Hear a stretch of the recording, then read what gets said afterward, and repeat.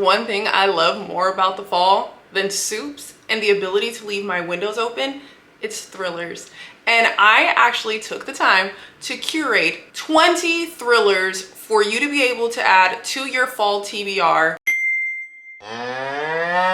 Welcome back to my channel. If you're new here, my name's Adriana. I'm a mom of 6 and I absolutely love reading. I've always loved reading and I love to share my love with you guys. If you haven't yet, go ahead and take the time to like and subscribe, and we're gonna go ahead and get into the 20 book recs that I have here. Now, out of these book recs, you're gonna have some that are a little bit spooky. You're gonna have some that are a little bit funny, and there's even one that may not be considered a thriller, but the way that it makes you feel by reading it is, but technically it is a romance, but I feel like it's perfect to add to this category.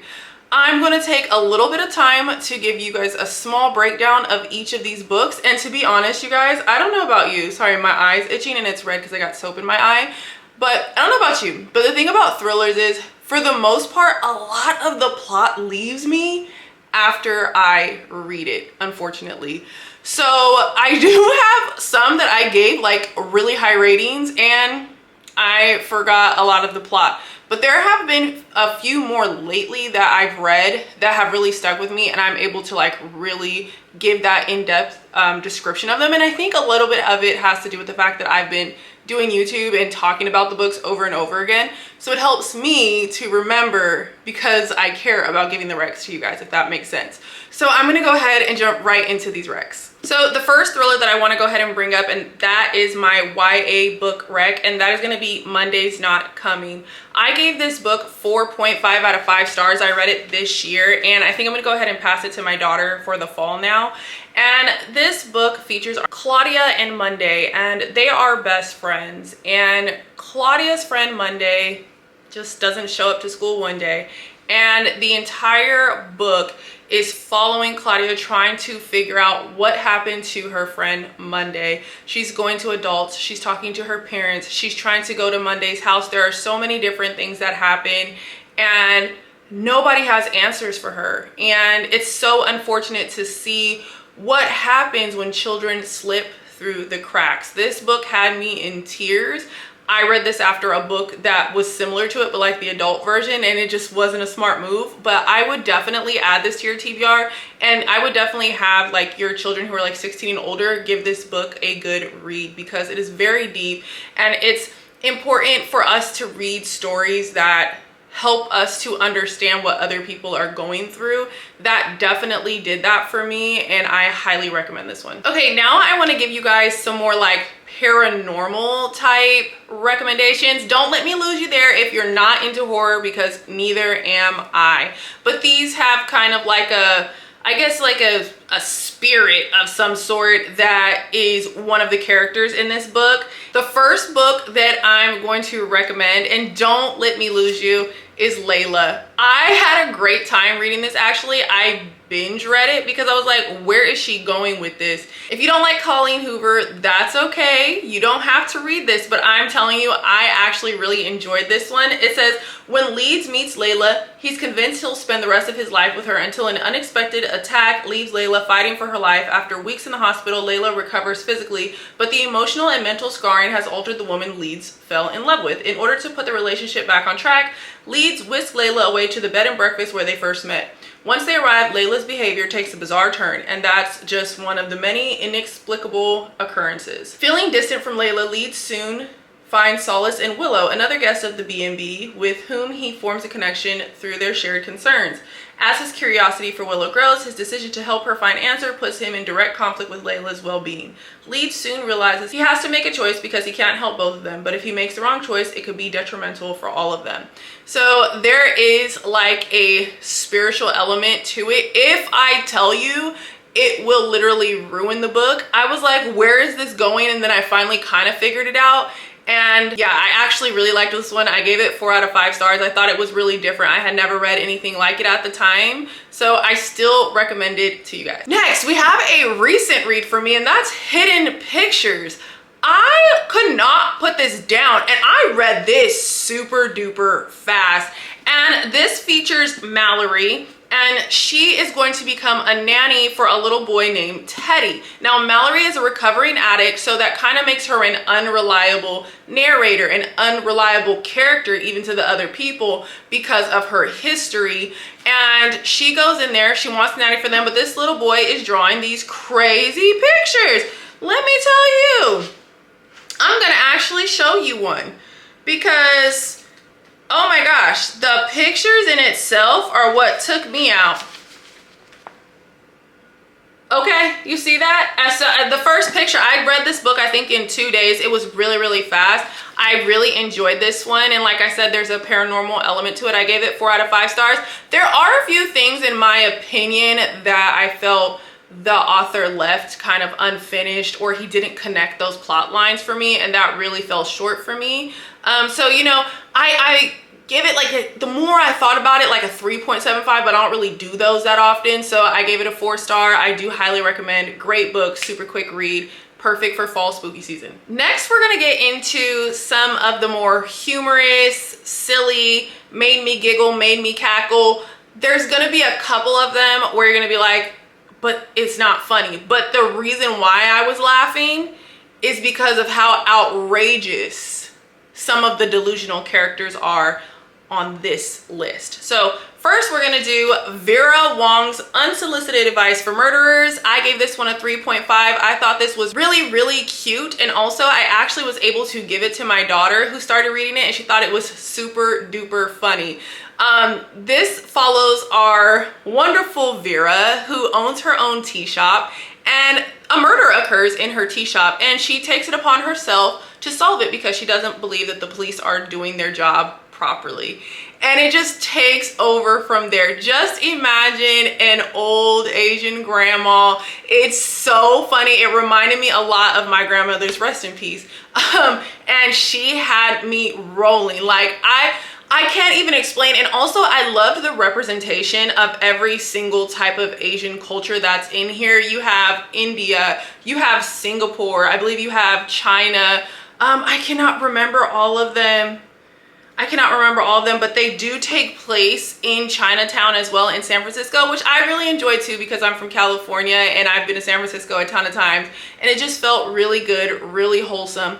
There's nothing crazy in this book. This is nice, like a nice, clean, happy thriller situation. Now, this is one I recommend all the time, and honestly, you guys are gonna get sick of me because I'm gonna recommend it every season, and that's Finlay Donovan is Killing It. But the coziness of it, the funniness of it, I think is hilarious. I gave this one 5 out of 5 stars. It was my first 5-star thriller when I read this in a really, really long time. And Elle Casamano just knows what she's doing when she's writing the humor with the realistic like events that happen as a mom from the mom's perspective. And when I went to one of her meet and greets, she talked about how even some of the events that occur throughout the book are some things that that happened with her and her children, and she weaved those into the story. I love that. And Finlay is Finlay is silly. Now, Finlay is a mom who's going through a divorce from her ass husband. What's his name? Steven. And she's an author. Now, she goes to meet with the literary agent, I believe, or something like that. And they're at Panera and they're talking about the plot of her new story, and someone overhears and thinks that she is a hitman and she can hire her to kill her mobster husband. That's how the entire story takes place. Now, this is there for a good time. I laughed. It felt like a Netflix original series, and in a good way. In a good way. I love this through and through. I will always recommend. Perfect to read in the fall. Now, this next one, people don't know why I recommend it and say I laughed, and that's Yellowface. Yellowface, R.F. Kuang. This is the only book I've read by R.F. Kuang, and really I need to get the ball rolling because the way that she writes is like, it just flows. It flowed so good. And the inside scoop that we got of the writing world from this book was perfect. So we have June, whose friend Athena actually passes away, and she assumes her Asian counterpart's identity. She changes her name to fool people into thinking that she is the original author, and her life spirals from there. She has to keep up the lie. And you're gonna see just how psychotic June really is. She's so delusional. She's so delusional. It's absolutely absurd. And you know, to be honest, I love a delusional white woman in a thriller. I said it. I said it. They make me laugh because it's so realistic. It's so realistic. The more they try to make everything that they are doing seem like it's okay, they really try to make you believe that they're not doing anything wrong. That they really deserve to do this. There's nothing wrong with this. I mean, who else was gonna take care of it? This book had me rolling. This book I also gave 5 out of 5 stars. I love this. I will always recommend this book. I will hold this book near and dear, and honestly, she needs a reread. Not So Perfect Strangers by L.S. Stratton. Here we have another delusional white woman main character. As you can see, you're gonna see a pattern here in a minute. So Tasha is an older woman and she wants to leave her no good husband, and she finally decides to do that. Now on a random day, another woman who is running from a man asks her to let her in her car while she's driving, and she decides to. And from that point, her life spirals because this woman, this delusional character, has a plot to rid them of both of their husbands, and she tries to have Tasha take the fall. And it's an incredible story that touches on the injustices in our legal system, especially for people of color. And it was a story that needed to be told, but I'm not gonna lie to you guys, I was laughing. I was laughing because I was like, how did we get here? Like, how do you even convince yourself that your thought process is normal? And some of these books I really need to read again because they really are that good. And this book was super easy to get through. Let me check Goodreads and see what I rated it, because I probably rated it like, it's either a 4, not so. Why does this book only have a 3.6 rating? I rated this book 5 stars. I don't know why it only has a 3.6 rating. I'm looking at the people who rated it too, to see how they rated it. So yeah, you guys need to, like, some of these authors, they do not have a ton of reviews, and it's really important that we go and we counteract the negative reviews for authors who, just like, to me, if they're not already trying to like grow their audience. So I don't see the point in giving them super duper low ratings just because you don't like the reality that someone else is facing and that story is told. But we can read your stories, and if they're good, rate them properly, even if we don't, you know, I don't know. I'm not gonna get on my soapbox. I wasn't gonna put this one in this category, and I don't know why, but that is Someone Had to Do It by Amber and Danielle Brown. This is a sister writing duo, and once again, we have a delusional white woman character. I know. It's just so funny. Like, it's just so funny to like be in their mind and see their perspective and the thoughts and everything that they're thinking, and thinking that every step that they're taking is right with all the microaggression. It's really intense. It's not funny. It's just like, if you don't understand what I'm saying, I'm sorry, but it's just silly to me. It's just silly. It's ridiculous. But this does follow our main character, Brandy, who is working at a fashion house that she really wanted to work at. Now, she is working with one of the models named Taylor Van Doren, who the father is the person whose fashion house it belongs to. Now, Taylor has a drug problem, and without passing a drug test, she cannot get her inheritance. So she comes up with a plan. And you know who's gonna take the fall for it? Our girl Brandy. Not only does she try to make Brandy take the fall for it, but she also starts to assume things that are a part of Brandy's life, including her man. including her man. I mean, I had such a good time with this. I gave this a 4.5 stars, and it's not even long either. It's only 330 something pages. Very, very good. 4.5, definitely perfect for your fall TBR. Now I'm going to give you my romance thriller rec. It's not really a thriller, but that's Butcher and the Blackbird. I don't think I've recommended this in a very, very, very long time, and it's not technically a thriller, but what they are doing, and like when you're waiting for the next thing and the next thing and the next thing to happen, or what's about to unravel in each scene, is sick. It's sick. And like, this is for my girlies. Like, if you love Dexter, you will love this book, period. This is for sure written for my Dexter girlies. I don't even know, what else did she write? Didn't she write some fluffy romance? I'm like, how did she write a fluffy romance and this? That's crazy. So this follows a rival between murderers Sloane and Rowan. They find something elusive, the friendship of two like-minded pitch black souls who just so happen to enjoy killing other serial killers, and they're both serial killers.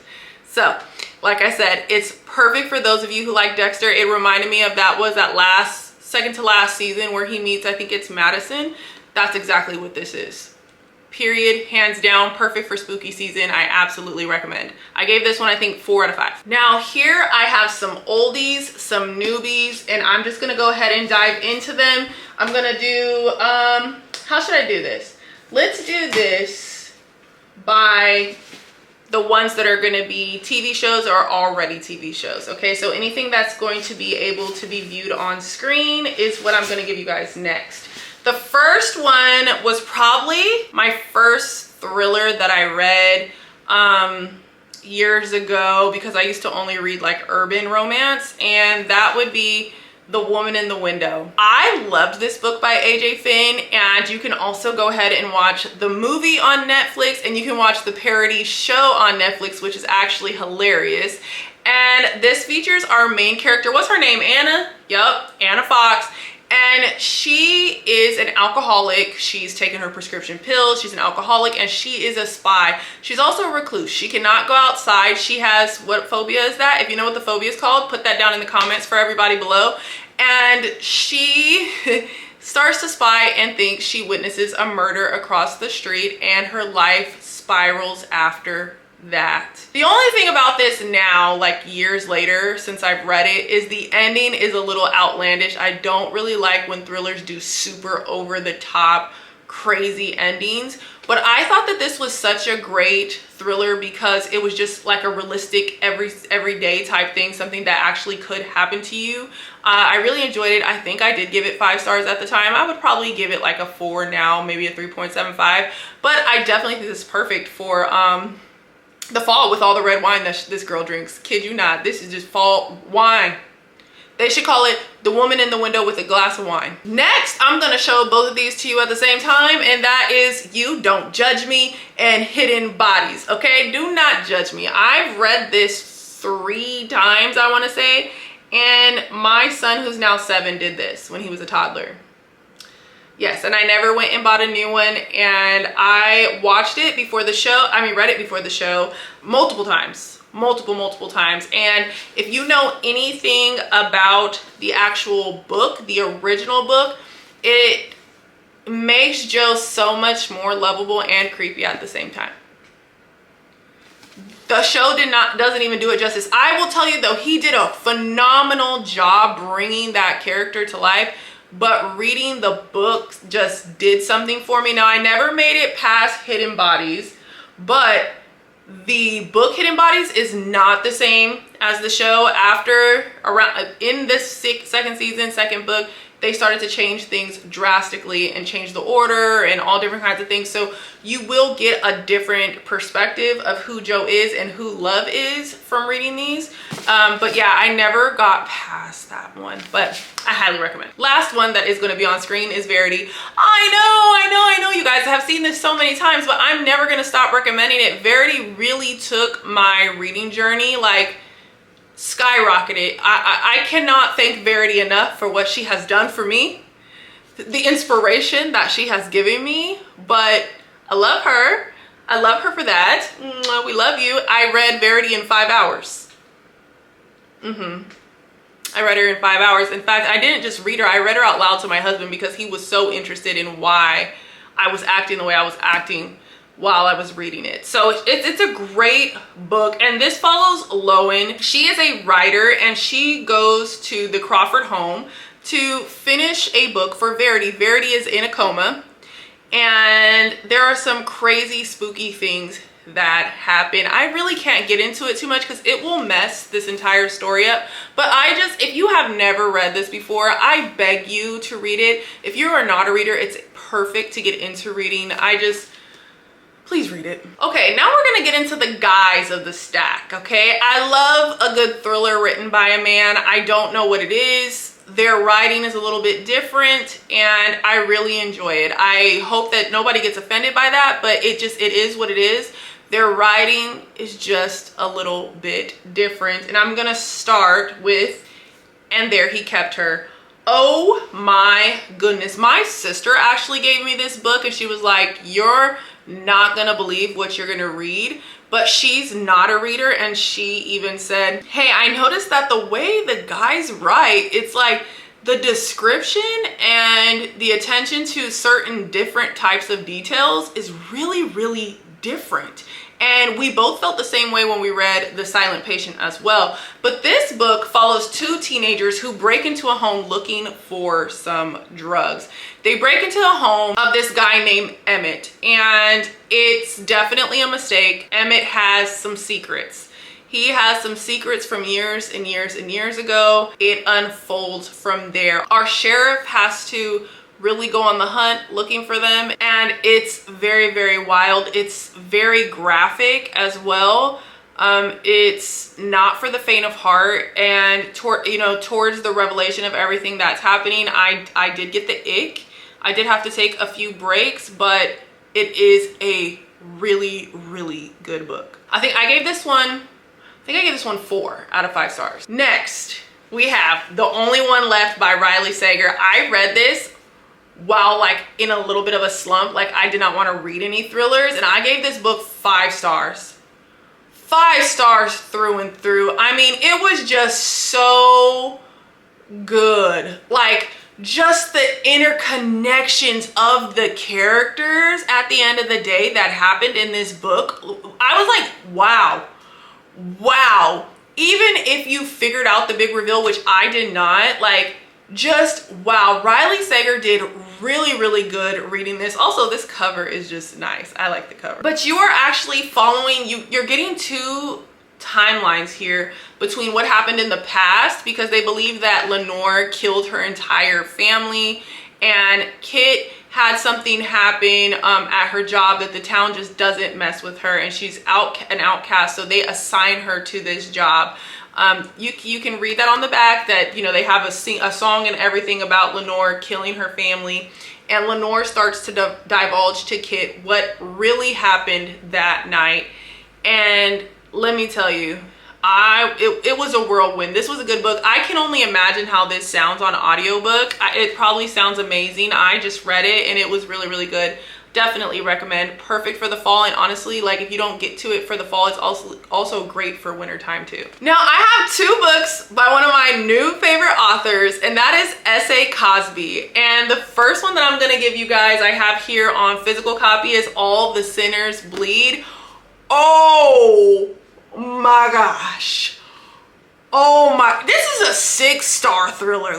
This is good. This is really good. My husband listened to it on audiobook 3 times, y'all. 3 times. It was that good. Now we have Titus Crown, who is the first Black sheriff of Charon County, and he was voted in by the Black people in the town, but now they think of him as the op. That was taking me out every single time I read how they were acting towards him, but they voted him in. I was like, really? And then you have the white people who definitely don't want him there. This is a segregated town. Their town's history is built on segregation, overzealous religion. I didn't even know there was religion with people playing with snakes. I didn't know that. I had to ask my husband about it. He said, yeah, you ain't never seen those videos? I said, absolutely not. Absolutely not. I was like, what are you talking about? I haven't even gone to go look it up. I'm gonna go look it up after this video. But you have him searching for the last person in a trio of serial killers. And it just takes you through so much racial tension in this book. It is one of the driving forces in why they were doing what they were doing, the serial killers. And it took me out. And then even just understanding who Titus was as a person, he was a great lead character. When I first started reading this book, I thought that Sharon County was real because I live in Hampton Roads. And so when they started mentioning the shipyard and Newport News and Olive Gloss, all of these different places, I was like, is this real? So I highly recommend this. I could talk about this. I could do a whole video about this book. It's just amazing. S.A. Cosby is just perfect. Now, I don't have the physical copy, but the next book that I'm going to recommend is Razorblade Tears. Now, Razorblade Tears follows two fathers whose sons were gay, and one was black and one was white. Their sons are killed, and they decide to be vigilantes and get their vengeance and find out who killed their sons. Okay, they're both ex-cons, and I mean, it's intense. I did this one on audiobook. I highly recommend it on audiobook. I have never, ever, ever had a thriller make me cry until Razorblade Tears. Never. Highly recommend, 10 out of 10. Perfect read. Now, this is one I haven't seen people talk about a lot recently. I remember being really excited to read this one when it came out, All the Dangerous Things by Stacy Willingham. And I read another one by her. She's not normally someone that I go after when it comes to thrillers, but this one was really, really good. I think I read this so long ago. I can't honestly remember what I rated it. So I actually rated this one 4 out of 5 stars. And this is a book featuring a mom whose child goes, what's her name? I read this literally like maybe 4 years ago. The year that it came out, so 3 or 4 years ago. 1 year ago, Isabel Drake's life changed forever. Her toddler son, Mason, was taken out of his crib in the middle of the night while she and her husband were asleep in the next room. With little evidence and few leads for the police to chase, the chase quickly went cold. However, Isabel cannot rest until Mason is returned to her life, literally. Except for the occasional catnap or small blackout where she loses track of time, she hasn't slept in a year. Isabel's entire existence now revolves around finding him, but she knows she can't go on this way forever. In hopes of jarring loose a new witness or a buried clue, she agrees to be interviewed by a true crime podcaster. But his interest in Isabel's past makes her nervous. His insistent questioning, paired with her severe insomnia, have brought up uncomfortable memories from her own childhood, making Isabel start to doubt her recollection of the night of Mason's disappearance, as well as second guess who she can trust, including herself. But she is determined to figure out the truth no matter where it leads. Now, this ends up having an ending. I remember the ending of this book is very, very, very irritating on what actually happened to the son. Irritating, and not in a bad way, in a good way, but it was very good. It kept me on my toes. I read this, and I really haven't seen a lot of people recommend this book in a very, very long time. So here's something different compared to all the normal book recs that you guys usually get for fall thrillers. Now, I wanted to put my girl Freida towards the end. I'm recommending The Perfect Son again because it's the last one that I read of hers, and this one was actually very, very good. And it starts off during the school year. This is the perfect time. School is starting. Honestly, anything by Freida is really, really good. I've only had a couple that I didn't really enjoy that much. This one was just different, and I can't really get into it without ruining it, but there's a girl who goes missing in the high school, and there's a mom who's curious about who her son is. She thinks that he's basically a sociopath, and the story goes on from there. Towards the end, you might realize who the bad guy is, but it didn't take away from the way that she wrote the story and that she wrote the characters. I think it was really good compared to some of the other ones that I didn't like One by One, and I didn't like, I think it's The Coworker, I'm looking up there. I think it was the coworker that I didn't really like, but this one was really good. I think it's perfect for the fall, and I did give this one a 4 out of 5 stars. My final book recommendation that I don't have the physical copy of is Then She Was Gone, and this is by Lisa Jewell. This book ate me up inside. Oh my gosh, I could not believe what I was reading. I gave that book 5 out of 5 stars, and it was just so crazy. So a girl, she's walking home, I believe, and she ends up going missing. And the mom, you know, obviously they're trying to find her. They cannot find her, and they meet this guy, and he has a daughter, and she looks just like her daughter that's been missing. She looks just like her daughter who's been missing, and the story kind of goes on from there. There's an older woman involved, and there's a lot of unfortunate, sad things that happen. In fact, if you like Then She Was Gone, then you will enjoy this book. I don't think this is as well written as Then She Was Gone, but I think that if you like Then She Was Gone already, you already read it, that you will like that book, or vice versa, because that book, oh, I could not put it down. I read it so fast. Most of these thrillers here, I also was able to finish within a day, anywhere between 1 to 4 days, depending on what's going on in life. And I just thought it was so good through and through. 5 stars, easily, easy. So you guys, now that you have all of these recommendations, tell us which ones you're gonna be adding to your fall TBR. Because I mean, if you didn't get one book rec, not even one, I did not do my job. If you didn't get one book rec, I did not do my job. We've got young kids, we've got teenage kids, we've got kidnappers, murderers, serial killers, ghosts. What else do we have here? Podcasters. What else do we have here? We have stolen identities. I mean, we have humor, we have moms, we have divorced people, we have everything, okay? We have everything here. If you cannot find one book out of this pile, I have failed you. I have absolutely failed you. And if you do pick one, let me know which one you're going to read down in the comment section. You know what to do, because I want to know like where my audience is going. Like, where is it that I should continue to take you guys by what it is that you guys like me showing you? And also, because it's fall and I already read all these, I need fall recs. I need you guys to tell me what I should read next, because I'm currently on a book buying ban, and I am waiting to go to the store and pick up some new books for the fall. So let me know what you're gonna pick out of these. Give me some book recs. And if you haven't yet, like this video, subscribe to my channel. We are so close to our first 1K. I am so thankful and so grateful for you guys. I truly am. All the engagement, all the love, every single thing. You guys can follow me here. You guys can follow my day-to-day life over on Instagram. I talk in my stories all the time, like direct talk. I do not schedule stories. I do not pre-plan stories. I am just my true and authentic self over there. And sometimes I'm over on TikTok too. So that is all down in the description. But it's time for me to get my butt out of here. It's time for me to put all of these books away, by the way. And until I see you guys next time, happy reading.